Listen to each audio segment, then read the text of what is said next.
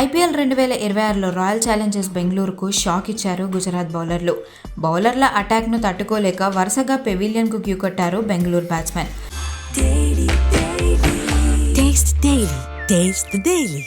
దాంతో ఆర్సీబీది 19 ఓవర్లలో 155 పరుగులు మాత్రమే చేసింది.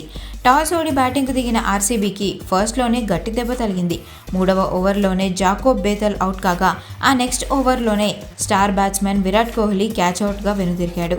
కోహ్లీ 13 బంతుల్లో 5 4లు 1 6తో మంచి ఊపులో కనిపించిన ఆ జోరును మాత్రం కొనసాగించలేకపోయాడు. అయితే దేవ్దత్ పడిక్కల్ ఆడడంతో ఆర్సీబీ పవర్ ప్లే ముగిసేసరికి 2 వికెట్ల నష్టానికి 59 పరుగులు చేసింది. పవర్ ప్లే తర్వాతే అసలు సినిమా మొదలైంది.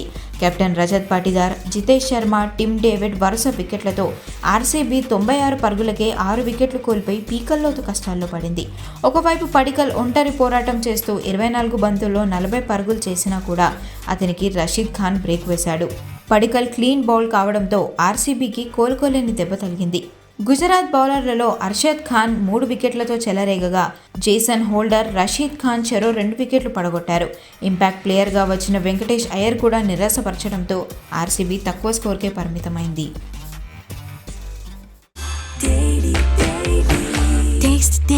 Taste the Daily.